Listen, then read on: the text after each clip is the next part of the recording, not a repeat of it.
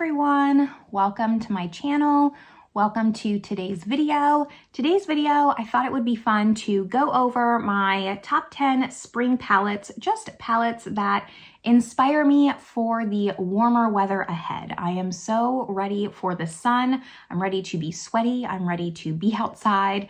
I am not a cold weather person, so these 10 palettes here just make me happy. They give me spring vibes. Not all of them are new. In fact, most of them are pretty old. So I just want to go over them, show them some love. So if that sounds good to you, make sure you give this video a thumbs up. Subscribe if you haven't yet.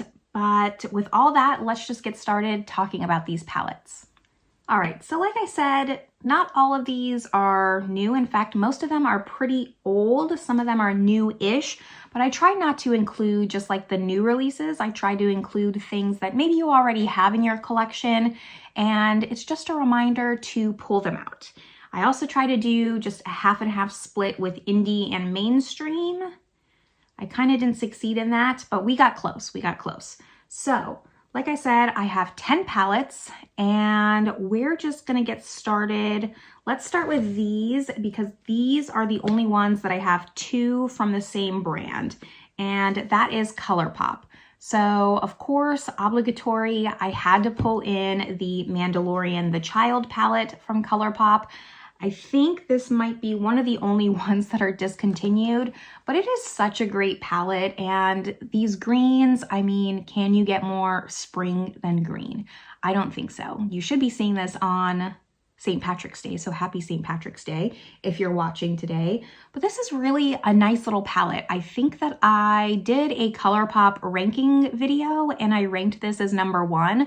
I really like this palette. I love greens. I love that it's monochromatic without being too much. I'm kind of just over monochromatic palettes as a whole. I want it to be a variation of greens, and this gives that to you. You still have a nice transition shade. You don't, is this a pressed glitter? I don't think so. You don't have a pressed glitter in this palette. I had to make sure. And I love they have some golds in here. I think this is just one of Colourpop's best palettes and one of my favorites, to be honest. And then the second Colourpop palette, completely opposite of the greens, is Making Mauves.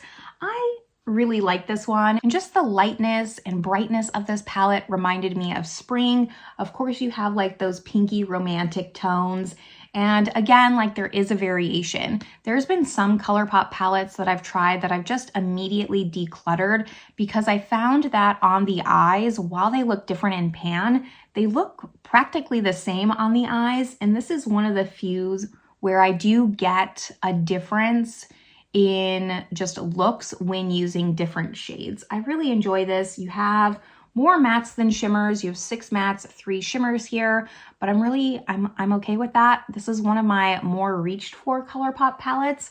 I used to have quite a few, like probably close to 30 or 40, and now I have less than 10. I really did a lot of decluttering when it comes to Colourpop. So if it ended up passing that declutter, you know it's just a favorite anyways, but this is one that I'll definitely be pulling out for the springtime.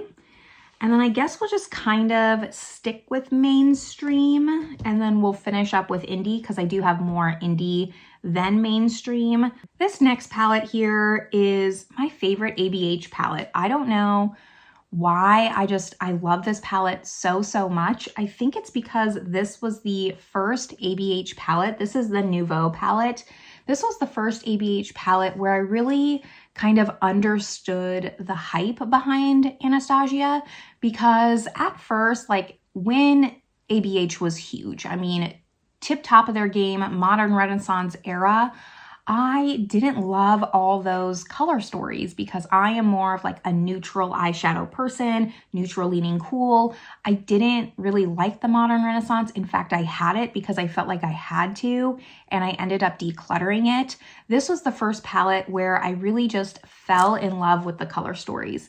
Now this does lean a little bit warm. I just said I like neutral leaning cool, but it's not just overly those bright oranges and that sunset eye. This to me is like warm done right. Plus you have some cool tones to play with. You have the greens. I promise I tried not to pull too many green palettes here, but you have this bright pop of purple, and overall, like, I just think this is my favorite ABH palette. It's the one that I reach for the most. And overall, I was just really excited when I picked this up. This was my last ABH purchase as well. I haven't really liked any of the other color stories that have come out since then. Some of them have like really tempted me, like the Rose Metals or even the Fall Romance, but I had to have a just heart to heart with myself, and I don't think I would really utilize those palettes like I would want to.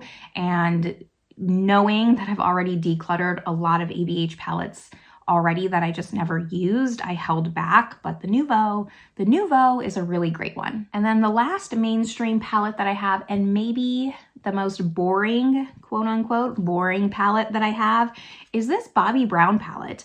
I picked this up on a whim. This came out for some holiday collection. This is the Day and Light eyeshadow palette.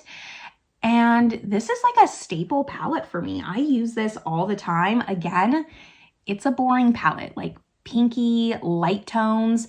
This is a palette for my skin tone. I don't think, if you have a deeper skin tone complexion than I do, you'll really find use out of this palette. But this palette really gives me everything that I want if I just want a really simple day look. This could be categorized as like a year-round palette. It really is, because it's so just simple and versatile, but it kind of has like those springy vibes to me, which is why I wanted to talk about it, just spotlight it a little bit more, because I really do enjoy this.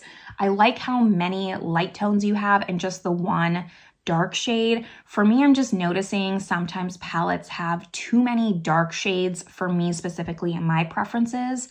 So this one just really comes in handy. I don't know why I decided to pick it up. I just did, especially after the holiday fiasco I had with the Bobbi Brown Jadestone palette. I really disliked that. So I decided to give them another shot with this palette, and I'm really happy. This palette has come in handy more times than I can count. It just has great staple colors, and I'm excited to keep using it. Now that brings us to indie palettes. I think I'll start with the most obvious one, because I think a lot of people talked about this, but this is actually, I have only been trying this for about a month. It was actually unopened in my collection. For some reason, I just couldn't bring myself to open up this palette and use it, but it's been so raved about, so talked about, and I got to the point where it seemed silly to be having something not being used, and I started feeling bad about it. So I ended up pulling it into Shop My Stash. My updated Shop My Stash is going to be coming up this Thursday, where I'll be switching out products. But the palette that I'm talking about is the Sydney Grace Tiny Marvels palette. I underestimated how good this palette was. Everyone who says that this is a fantastic palette is correct. This is a fantastic palette. The very first time that I used it after pulling it into Shop My Stash, I instantly fell in love. And not even for the shimmers, because I will say the shimmers aren't my favorite, but the mattes in here, dare I say, are better than the typical Sydney Grace mattes, because I have a lot of Sydney Grace singles, and I feel like these mattes perform even better than some of the singles that I have. These mattes are fantastic, and they give such a great range in the types of mattes. The amount of looks I can create with this palette is absolutely endless, and it's just a fantastic formula. I mean, you have the spring green, you have the spring purple, of course you need the pastels, but I love this shade here, Love Bug, I think, yeah. And you have like some deepening up shades. You have just like your classic brown mattes in here, and you can just incorporate some of the bright colors. Like I said, the shimmers aren't my favorite. This one's maybe my favorite shimmer in the palette, because it's just a great inner corner shade. This is the shade Web, and it's not really anything special. Sydney Grace shimmers are they're thicker. You can't really sheer them out as much. You have to really work hard to sheer them out. And they're a little bit more metallic-y, less of that like fine sparkle glitter. So maybe that's what it is. And I don't hate them, but I definitely have better shimmers that I like, or I would have picked different shimmers for this palette. The Scarab shade, of course, is beautiful. It's kind of like that blue-brown classic shifting shade. I mean, they perform beautifully. The formula is great. The colors just maybe aren't as much of my favorite, but every look that I get with this palette is absolutely beautiful, and it's definitely just a great spring palette. The next one I want to talk about is one of also my favorite palettes in my collection. I mean, I bring it up very often. It is the Glaminatrix Rich Romantic palette. I had this recently in my February speed reviews where I ranked all the recent palettes I had tried over the past like 6 months, I think, of palettes. There are around 20 palettes in that ranking. I'll link it down below if you're interested. But spoiler, this was number 1, the Rich Romantic. This is my favorite Glaminatrix palette. It barely just beats out the Nearly Natural, but because it's just so special, these shimmers, Glaminatrix has like a very unique take on shimmers where you think they're gonna be these crazy, unique multi-chromes, but really they just, and they have like different shifts, but within the shifts is just the finest sparkle and really just gives like that glitter lid look, which is what I like. I'm finding that maybe I don't love multi-chromes as much as I thought. What I like is the shift and sparkle. And the sparkle when these shift colors is what makes these Glaminatrix shimmers so unique. Now, I kind of hesitated, like, is this a true spring palette? Because you do have some darker shades here, but I am gonna be pulling this out for spring. You have this like really bright punchy coral that I love, and all the shimmers are very spring-like to me, plus these just lighter tones here. So I decided it was a spring palette anyways, just because like 4 of these aren't necessarily spring colors to me. I think you could still make it work. Even then, like this purple here, you could definitely shear out and make more of a lighter purple, lighter and brighter. But this is one of the best palettes from Glaminatrix. I did not pick up the Pastel Dreams palette from Glaminatrix because I don't need that many pastels. Even though I love Glaminatrix formula, like they are top 5 favorite brands, it just wasn't a palette I felt like I needed. And that kind of just segues me into the next palette.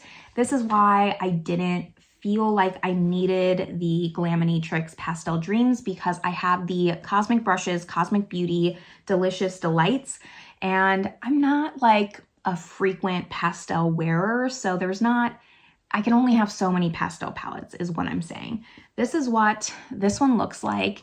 And I really love this as a pastel palette. This was actually the first kind of really dedicated pastel palette that I purchased. And I like it because these pastels to me are a lot more wearable than maybe some other pastels. You don't have a pastel yellow, and they aren't so white based where I feel like it's gonna look chalky on the lid. I don't know for sure, but that's just kind of like how I feel those really white based pastels will look like if they are not done correctly. So this one has less white in it, but still gives you that punchy pastel feel. And all the looks I did a dedicated video on this palette. I really enjoyed this multi-chrome here. I think it was the first time Cosmic Brushes did a multi-chrome in their palettes, and I think I could like do without this color. Like I feel like it throws off the color story, but I still like the shade. It's not that I don't like the shade, just as a color story, as a palette. I don't know if it necessarily fits in with the palette. I would have liked maybe not a black-based multi-chrome, but overall, like, I love the layout of this. You really just have your looks kind of done for you if you don't want to think too hard. And it's a really nice pastel palette. Cosmic Beauty is super affordable, and they have a really nice formula. I've liked all the palettes that I've tried from them. This is not one that, you know, is going to be my most reach for palette, but it definitely is one that gives me a specific look when I want it. 3 more palettes to talk about. Let's go with the Discontinued palette, the last Discontinued palette that I have, and that's the Odens Eye Sea Talk palette. Now, I purchased 2 of the Perfect World collection, so I have this one and the Flora Story. Flora Story I do prefer as far as colors, but this is very much a springtime palette for me. I mean, just look at that bright yellow, not a color I have very much in my collection. If I'm being honest, I don't know how many yellows I have. This pink is beautiful. It's very deceiving in the pan. It's actually more of like a blue, I would say, like a blue that shifts to pink rather than just a straight pink. And all the looks in here, what I like about this palette is you can get like an everyday neutral look, but add a pop of color. So I think it was really well curated in that fact for people who maybe like a neutral look like I'm wearing today. All the makeup that I'm wearing is always listed in the description box, but I can do something in my comfort zone, but then add just a little bit something to like tiptoe over that line and bring me just like into the spring vibes. So that's why I really enjoy this palette. If you picked it up, you know, Odens Eye is always releasing just launch after launch after launch, and sometimes the older ones get forgotten, but pull this one back out. A lot of people purchased it, and it would be nice to just see some more love for this palette. And then the other two I have, both are still available, I'm pretty sure. I'm gonna save my most favorite for last, and we're gonna talk about the Lethal Cosmetics. This is the Wildflower palette. I really enjoy Lethal Cosmetics. I don't see them getting the hype like they used to anymore, but they have a really, really nice matte formula. This was the first indie brand that I tried where I was just really blown away from the mattes, and I was like, wow, like indie has something going on past mainstream. I had really, you know, 3 years ago, I was really only a mainstream shopper. Indie's like newer to my collection in the past 2 years, maybe, like since I started my channel.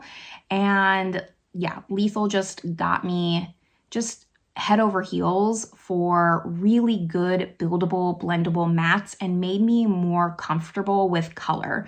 I like this palette because it's bright, it's light again, but it's not in your face spring. You still have like a bright pink, you still have the green here, but you have like the lighter purples, which is what I gravitate more towards. If I'm gonna do color and it's not a green, typically I do a purple, if I'm being honest. I feel like purple really complements brown eyes. So that's kind of what I lean more towards. And then you can add like these, you know, these tones, the green and the purple, go really well together for me. Purple, I feel like, is definitely more of a neutral color to most people. I don't really consider that like diving into color. So this palette, like, you still have the browns. It kind of gives you the Sea Talk palette, but a little bit more amped up. Like, you have to be a little bit more brave to be using this palette. You can still do the purples, but it's a brighter purple. It's not the normal neutral kind of purple that you get when you're trying to go outside your comfort zone with color. And this is one I just need to play with more. I mostly pulled it out to remind myself. I did, you know, it took me a while to get used to this palette, to pull looks in, because this was an extension of Nightflower, and I picked up Nightflower and Wildflower at the same time. It took me a minute to like see this palette as a whole. I think when I did my review on this, I even said that, like, I have a hard time seeing full looks with this. And sometimes I do need to pull in some complementary colors to make it a little bit more neutral and not so colorful, is how I like to use it. But when I stick to this palette and I really spend the time with it, I like the looks that I came up with, and I really want to continue to just push myself with this palette, which is why I decided to talk about it. And then the very, very last one to wrap up this video, I've also talked about this brand just extensively. I can't stop talking about them. They're slowly climbing their ranks up with Glaminatrix as far as one of my favorite overall brands, and that's the What's Up Beauty Geodes palette. I have all three of the What's Up Beauty palettes, and while this is my least favorite palette in comparison to the three, this is, out of the three, the most spring tone palette. But this is neutral with spring. I had to pick this as the spring one because it has the pop of green. Again, you have yellow, but more of a wearable yellow and not too warm of a yellow. I like this really like mustardy yellow with this brown here. What's Up Beauty, what I love about them, and I'm sure some people hate it, but personally I love it, is they put very wearable mattes in their palettes and then put like special shimmers. So you can really do just an easy, don't have to think too much look. You can really just go along, put some mattes in the crease, deepen it up, and then add a really special shimmer shade. These are similar but less impactful than Glaminatrix, where they kind of have a very glittery feel to them. They're not like Sydney Grace where they're very opaque shimmers. They have like a little bit of sparkle, and I really like them. This crystal shade is beautiful, and it's just, I mean, all their shimmers are really beautiful. Here's even the green. It's not overly bright neon green, so I really just enjoy it. What else do we have? The amethyst shade. Their palettes are just worth checking out. If you also want to like dip your toes into indie, I think that What's Up Beauty's a great starter brand for indie if you're used to mainstream. And they do 40% off sales very often. Like as the time I'm filming this, I'm pretty sure they're doing a bundle deal where you can get all 3 of their palettes for 40% off. So highly recommend just signing up for their newsletter, because these palettes are already $45, which I don't think is terrible for what you're getting, but if you can get it 40% off, like way better deal, and that's like absolutely worth it for this palette. And that's all 10 palettes that I have to talk about today that maybe I just want to pull in and give me some inspiration for spring, give me something to look forward to, because it has been a very long winter, it feels like, and a very wet. It's been raining here much more than normal this winter, so I am just ready for some sunshine. I'd love to hear down below your favorite spring palettes. Which palettes are you gonna pull out of your collection instead of buying the new spring palettes? Which palettes are you gonna pull from your collection to utilize this spring? Let me know down below.